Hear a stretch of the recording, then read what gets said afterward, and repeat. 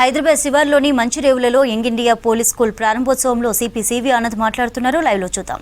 Appointments కానివ్వండి, లేకపోతే ఆరోగ్య భద్రత ఇటువంటివి ఎన్నో మన గత 30-40 సంవత్సరాల్లో చూసాము. కానీ ఈరోజు ఏదైతే మన ముందు చూస్తున్నామో యంగ్ ఇండియా పోలీస్ స్కూల్, అది ఎప్పుడు కూడా మనము ఊహించలేదు. చాలా ముఖ్యమైన అంశం చదువు. పిల్లల చదువు గురించి మనం ఎప్పుడు కూడా ఆందోళన చెందుతుంటాం. అయితే దాని గురించి ఈరోజు రాష్ట్ర ప్రభుత్వం మరియు ముఖ్యమంత్రి గారు ఒక చాలా పెద్ద చొరవ తీసుకొని ఈ స్కూల్ని శాంక్షన్ చేయడం, మీరు అందరు కూడా మీ పిల్లలు అందరు కూడా దీంట్లో చదవాలని ఒక దృఢ సంకల్పంతో వారు ఈ నిర్ణయం తీసుకోవడం జరిగింది. అయితే అక్టోబర్ 21వ తేదీ మార్టియర్స్ డే రోజు దీని శంకుస్థాపన అనేది జరిగింది. ఆ రోజు ఇక్కడ ఏదైతే మెయిన్ క్యాంపస్ ఉందో 50 ఎకరాల్లో ఏదైతే స్కూల్ రాబోతుందో అక్కడ శంకుస్థాపన చేయడం జరిగింది, కార్యక్రమం జరిగింది. డిసెంబర్ మొదటి వారంలో ముఖ్యమంత్రి గారు ఈ స్కూల్ని మీరు చూడాలి, వ్యక్తిగతంగా దీని పనులు వేగవంతం చేయాలని వారు చెప్పడం జరిగింది. అయితే నేను వారిని వెళ్ళి సంప్రదించిన సందర్భంలో అసలు మీ విజన్ ఏంటి, ఈ స్కూల్ ద్వారా మీరు ఏమి ఆశించదలుచుకున్నారు అనేది వారిని నేను అడిగి తెలుసుకున్నాను. వారు చెప్పిన విషయాల్లో కొన్ని ముఖ్యమైన అంశాలు ఏంటంటే, పోలీస్ వారు ఎప్పుడు కూడా వారి డ్యూటీస్ నిమిత్తం బయట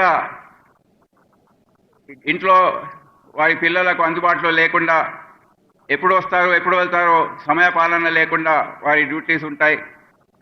ప్రజల రక్షణ గురించి వారు ఎక్కడెక్కడో పోస్టింగ్స్ ఉంటాయి.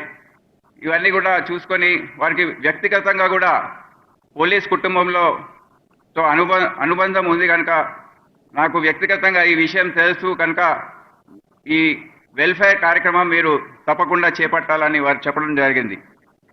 అదే కాకుండా సైనిక్ స్కూల్ మరియు ఆర్మీ స్కూల్స్ గురించి మనం వింటుంటాం. అదే స్థాయిలో ఒక పోలీస్ స్కూల్ అనే బ్రాండ్ మీరు క్రియేట్ చేయాలి. జాతీయ అంతర్జాతీయ స్థాయిలో కూడా ఇది గుర్తింపు చెందాలని వారు చెప్పడం జరిగింది.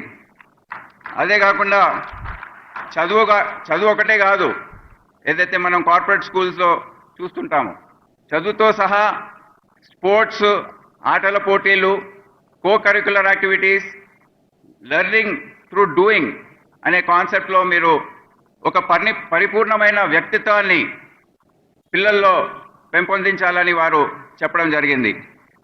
అయితే వెళ్తూ ఇంకోటి కూడా చెప్పారు, ఇది ఈ సంవత్సరం అకాడమిక్ ఇయర్లో ప్రారంభించే ప్రయత్నం మీరు చేయండి అని చెప్పారు. దాంతో భయం వేసింది సార్.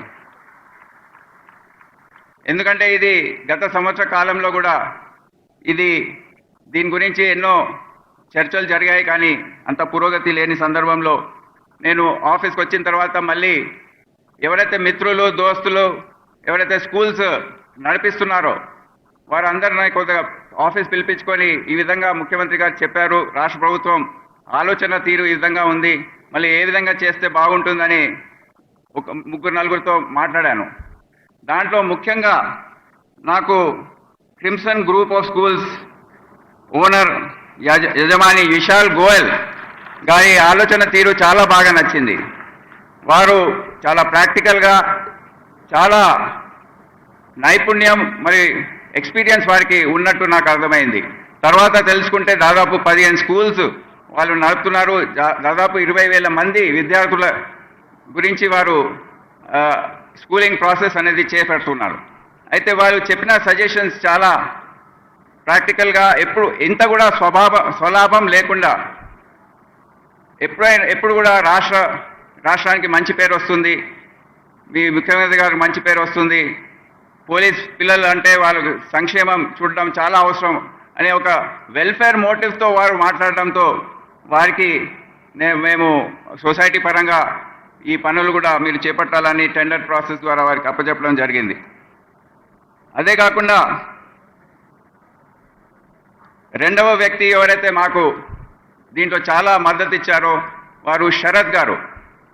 శరత్ గారి గురించి చెప్పాలంటే దాదాపు 34 సంవత్సరాలు నేను డిపార్ట్మెంట్లో నేను వారిని చూస్తున్నాను. ఫస్ట్ పోస్టింగ్ వరంగల్లో అయినప్పుడు 1992-93లో వారు అప్పుడు ఆ సమయం నుంచి వారిని నేను పోలీస్ డిపార్ట్మెంట్, మన వెల్ఫేర్ యాక్టివిటీ, ఆరోగ్య భద్రత ఇతర అన్ని అంశాలు కూడా వారు చూస్తూ ఉంటారు.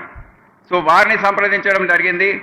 వారు కూడా చాలా విలువైన సూచనలు చేసి ఈ యూత్ సొసైటీలో వారు కూడా చాలా ముఖ్యమైన పాత్ర వహించారు.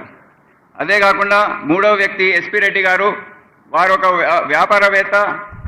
వారికి పోలీస్ డిపార్ట్మెంట్తో చాలా అనుబంధం ఉంది. వారి తండ్రి గారు ఎస్ఎల్ఎన్ రెడ్డి, వారు ఒక రిటైర్డ్ డీసీపీ, ఇప్పుడు లేరు. వారికి పోలీస్ సంక్షేమం అంటే చాలా ముందు నుండి చాలా లోతుగా వారి మనసులో ఉంది.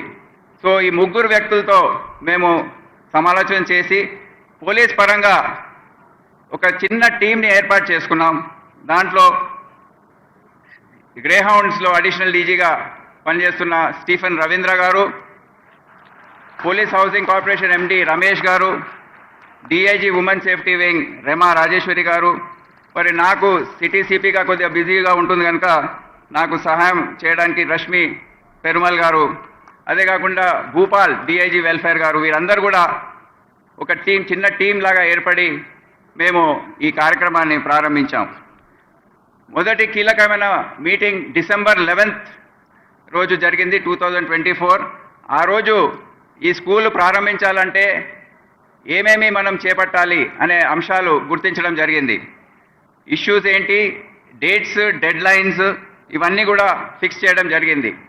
జాతీయ అంతర్జాతీయ స్థాయిలో దీనికి గుర్తింపు రావాలంటే అది ఒక ఇంగ్లీష్ మీడియం స్కూల్ ఉండాలి, సిబిఎస్ఈ సిలబస్ ఫాలో చేయాలి, దీన్ని ప్రొఫెషనల్గా రన్ చేయాలి.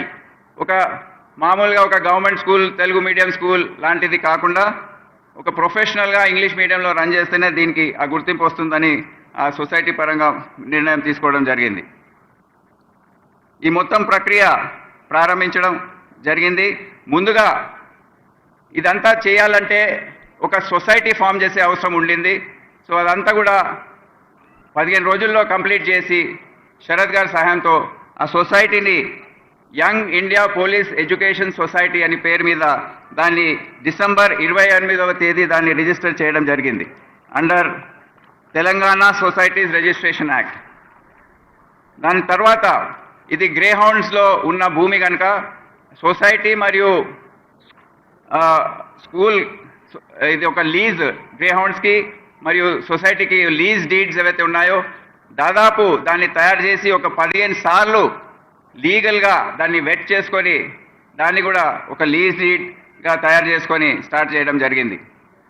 అదే కాకుండా 4 కమిటీలు, procurement committee, academic committee, infrastructure committee, coordination committee అనేది ప్రారంభించి ఏవైతే పనులు ఉన్నాయో ఈ కమిటీస్లో డివైడ్ చేసి వాళ్ళకు డెడ్ లైన్స్ కూడా సెట్ చేయడం, వారందరూ కూడా కష్టపడి ఈ డెడ్ లైన్స్ని అందుకోవడం, సాధించడం అనేది జరిగింది. అదే కాకుండా సొసైటీకి సంబంధించిన bank accounts, PAN card, email IDs, social media accounts, website ఇవన్నీ కూడా సమానంగా అవి కూడా తయారు అయ్యాయి. Principal, general manager, licence security officer interviews conduct చేసి వారిని అపాయింట్ చేయడం జరిగింది. సమానంగా కన్స్ట్రక్షన్ వర్క్ స్టార్ట్ చేయడానికి పోలీస్ హౌసింగ్ కార్పొరేషన్ ద్వారా టెండర్ ప్రక్రియ స్టార్ట్ చేసి ఆర్కిటెక్ట్స్ని అపాయింట్ చేసి మొత్తము కన్స్ట్రక్షన్ చేయడానికి కాంట్రాక్టర్స్ వాళ్ళని అందరినీ ఐడెంటిఫై చేసి మీరు ఈరోజు ఏదైతే చూస్తున్నారో అదంతా ఆ ప్రక్రియలో భాగంగా మనం భావించవచ్చు. బ్యారక్స్ ఉండేది ఇది, దీంట్లో దాన్ని పూర్తి స్థాయిలో స్ట్రెంథన్ చేసి రూఫ్, ఫ్లోర్